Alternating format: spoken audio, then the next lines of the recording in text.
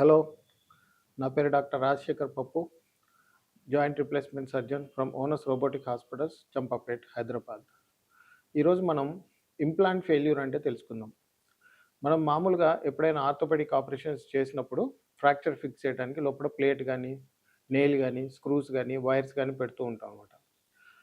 తర్వాత కొంతకాలం అయిన తర్వాత ఆ ఫ్రాక్చర్స్ ఏవి కూడా మనకి పొజిషన్లో ఉండకపోవడము, ప్లేటు ఉన్న పొజిషన్లో ఉండకుండా స్క్రూస్ లూజ్ అయిపోయి బయటకు వచ్చేయడము, తర్వాత మనకి ఇంకా ప్లేట్ విరిగిపోవడము, లేదంటే స్క్రూస్ విరిగిపోవడము, లేదంటే స్క్రూస్ బ్యాక్అవుట్ అయిపోతాయి అన్నమాట బోన్లోంచి. వీటినన్నిటిని కూడా మనం ఇంప్లాంట్ ఫెయిల్యూర్ అంటాం. ఎందుకు అంటే ఇంప్లాంట్ పొజిషన్లో ఉండకుండా దాన్ని ఫ్రాక్చర్ని పొజిషన్లో పెట్టకుండా ఉండటాన్ని మనం దాన్ని ఇంప్లాంట్ ఫెయిల్యూర్ అంటాం. Because implant has to hold the fracture in position. అది హోల్డ్ చేయనప్పుడు అది ఫెయిల్ అవుతుంది అన్నమాట. దాన్ని ఇంప్లాంట్ ఫెయిల్యూర్ అంటాం. ఇది ఎందుకు అవుతుందంటే మోస్ట్లీ ఫస్ట్ థింగ్ ఏంటంటే ఆస్టోపోరోటిక్ ఫ్రాక్చర్స్ అనమాట. బోన్ గట్టిగా ఉండదు అనమాట. మన స్క్రూస్ అనేది బోన్లోకి వెళ్ళి హోల్డ్ అవ్వాలి. సో బోన్ వీక్నెస్ ఉండి, ఆస్టోపోరోసిస్ ఉండి, బోలి ఎముకల వ్యాధి ఉన్నప్పుడు ఏమవుతుందంటే ఆ స్క్రూస్ బ్యాక్అవుట్ అయిపోయి వచ్చేస్తుంది అనమాట. ఇంకొకటి ఏంటంటే ఎర్లీ వెయిట్ బేరింగ్.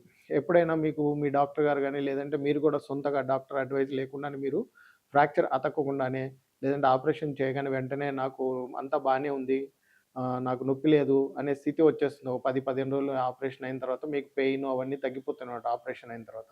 అలాంటి పొజిషన్స్లో చాలామంది ఏం చేస్తారంటే అంతా బాగానే ఉంది కదా, లోపల ప్లేట్ వేసి ఫిక్స్ చేశారు కదా, అంతా పొజిషన్లోనే ఉంది అనుకొని నడిచేస్తారు తొందరగా.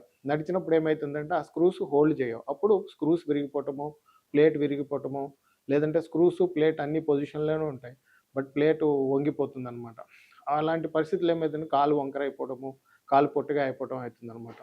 ఇంకా వేరే విషయాల్లో వస్తే ఏమవుతుందంటే సరైన ఇంప్లాంట్ సెలెక్ట్ చేసుకోకపోవడం అనమాట. అంటే మీకు మామూలుగా ప్రతి బోన్కి ఒక సైజ్ ఆఫ్ ఇంప్లాంట్ ఉంటుందన్నమాట. దాని కెపాసిటీని బట్టి, దాని స్ట్రెంగ్త్, దాని చుట్టూ ఉండే మజిల్ ఫోర్సెస్ని బట్టి మనము size of screws, size half plate వాడతాం అనమాట. అంటే ఇప్పుడు కొన్ని పొజిషన్స్లో ఏంటంటే మనం 3.5 స్క్రూస్ వాడతాం, కొన్ని పొజిషన్లో ఏంటంటే 2.7 వాడతాం. కొన్ని ఫ్రాక్చర్ ఇప్పుడు మెటాకార్పల్ ఫ్రాక్చర్స్, క్యాల్కేనియల్ ఫ్రాక్చర్స్ ఉన్నాయంటే 3.5 వాడతాం అంట. అలాగే యాంకిల్ ఫ్రాక్చర్స్ 3.5 స్క్రూస్ వాడతాం. అలాగే ఇప్పుడు కొన్ని లాకింగ్ స్క్రూస్ ఉంటాయి 4 అనమాట. అలా కాకుండా సైజ్ తక్కువ వేసారనుకోండి ప్లేటు, అప్పుడు అది హోల్డ్ చేయదనమాట. సో ఫెయిల్ అయిపోతుంది. కొన్నిసార్లు ఏమవుతుందంటే ఫ్రాక్చర్లో రీకాన్ ప్లేట్ వాడతారు. మామూలు డీసీపీ ప్లేట్ వాడుకొని రీకాన్ ప్లేట్ వాడతారు. రీకాన్ ప్లేట్ ఏంటంటే అది వెయిట్ బేరింగ్ ఆపదనమాట. అది విరిగిపోతుంది, ఇంప్లాంట్ ఫెయిల్ అయిపోయి బ్రేక్ అయిపోతుంది అది. దీనివల్ల మనకేంటంటే ఫ్రాక్చర్ నయం అవ్వకపోవడము, తర్వాత మళ్ళీ రెండో సర్జరీ అవసరం అవటము అవుతుందన్నమాట. ఇలాంటి ప్రాబ్లమ్స్ ఉన్నప్పుడు ఏంటంటే మళ్ళీ ప్లేట్ తీసేసి మళ్ళీ సర్జరీ చేసి బోన్ గ్రాఫ్ట్ చేయాల్సి వస్తుందన్నమాట. సో ఇలాంటి ఏమి కాకుండా ఉండాలి, లేదంటే ఇలాంటి ప్రాబ్లమ్స్ ఏమైనా అవ్వకుండా ఉండాలి అంటే మమ్మల్ని సంప్రదించి మా దగ్గర ట్రీట్మెంట్ తీసుకుంటే మీకు చక్కగా గైడెన్స్ ఇచ్చి మీ ఫ్రాక్చర్ అంతా హీల్ అయ్యి మీరు సరైన టైంలో, సరైన పద్ధతిలో ఫంక్షనల్ రికవరీ వచ్చేటట్టు చేసి మీరు కోలుకునే విధంగా చేయగలుగుతాం. Thank you.